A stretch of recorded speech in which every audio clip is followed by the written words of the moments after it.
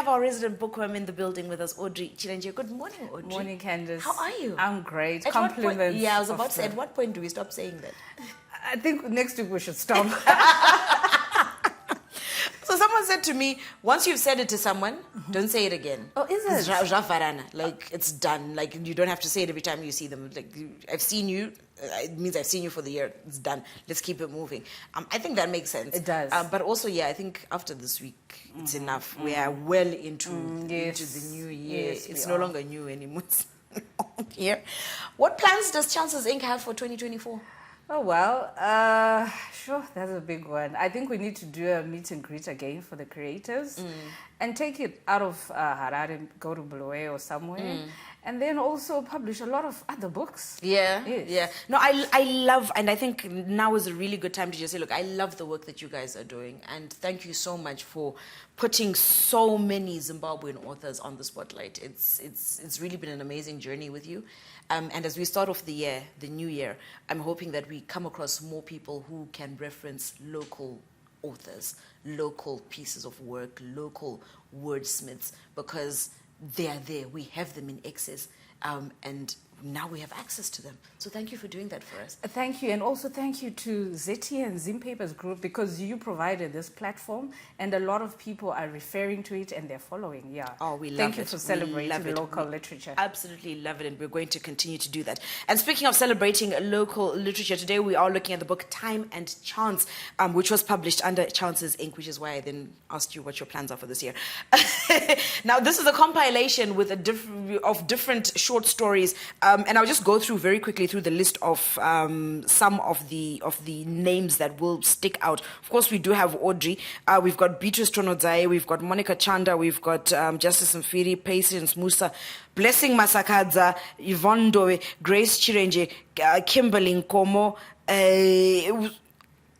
Anesuyishe Muzunze. That name sounds familiar. I just can't pick it up from where.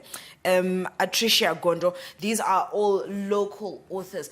Audrey, why did we do this? Why did we put together this compilation in the first place? Okay, so we had this conversation last year, and the feedback was there are people who want to write, so it's either they can't afford it or they're scared to do it on their own. So that's why we had to come up with this anthology. So you find that in terms of the authors' backgrounds, you've got 2 upper 6 students, you've got like 4 university students, and one of them is a medical doctor, but she can also write, and she wrote a very good story. Then you've got people in the professional world already. You've got media personalities, and so this book, it's a culmination of, like you say, just bringing Zimbabwean literature to the world, showcasing what we have. Yes. And Time and Chance, that's a very interesting title to have picked for it. How did you come about formulating this particular title? Okay, so as you know, when you've got different people, so it was 13 authors in this book, when you've got different people working together, it's very difficult to, I know some anthologies have a theme to it, they'll give you a theme, but in this case we decided to just have it random. And we just wanted people to just embrace themselves and tell whichever story that they wanted. So the common theme then became time and chance. And as we all know, time and chance happens to everyone. It's just the difference in taking advantage of it. So tell us about some of the stories that we're finding in Time and Chance. Okay, so like I was saying, we've got that medical doctor, 4th year Kimberly.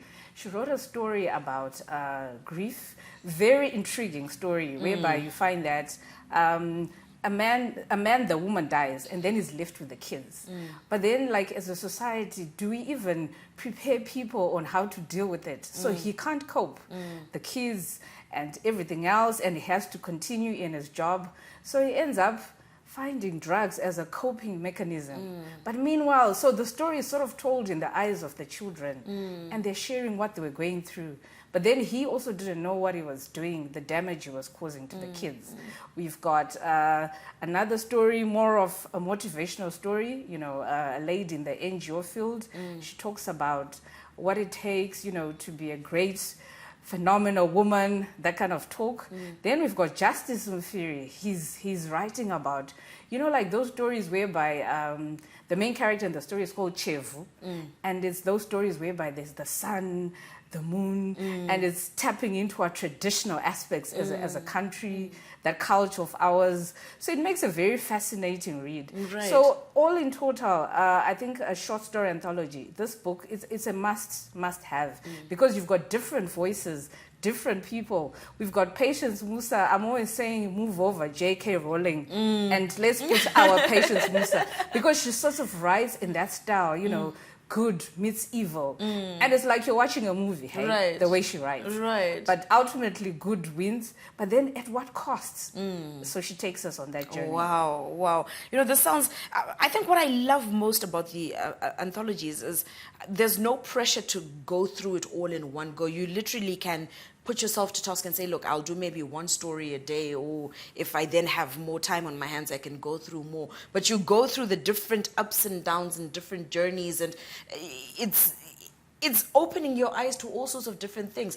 How much of this was fiction writing, and how much of it was factual writing? Like, was there... Of the 13 stories, 11 were actually fiction. Yeah. And we like that. We've been talking about how we don't have enough fictional writers, don't we? Yes, and even the other one, we can actually say, let's just say 12. Yeah. Because she's writing about this journey, but in a fictionalized voice of someone. Yeah, so it's predominantly fiction. Oh, my goodness. Audrey, what is your favorite part of putting this together?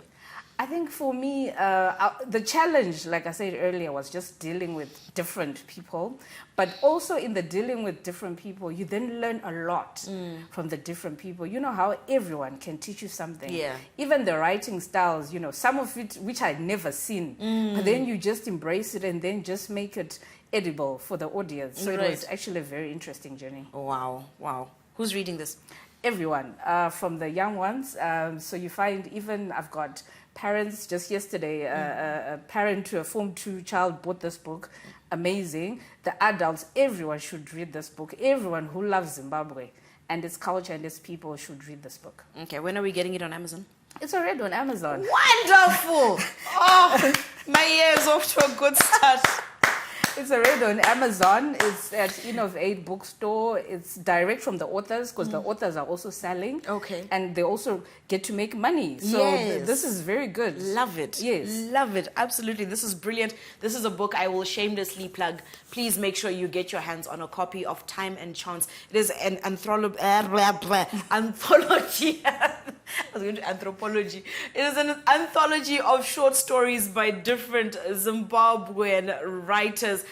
Some of the names are very familiar. Others you would be very interested in picking up. And of course, we do have our own Audrey Chirenje there. We've got Patience Musa. We've got our producer Blessing Masakadza also contributing towards this. So it is something that you definitely need to get on your library shelves and in your noggins as we start off 2024 on a reading note. Audrey, we'll see you next week. Thank you, Candace. Thank you so much. How much is it, by the way?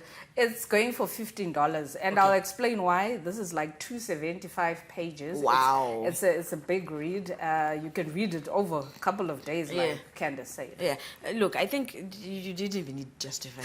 It's local. We must support it. It is $15. So please grab your copy. And it's on Amazon, which makes me so happy. So we're also going to be pushing that as well.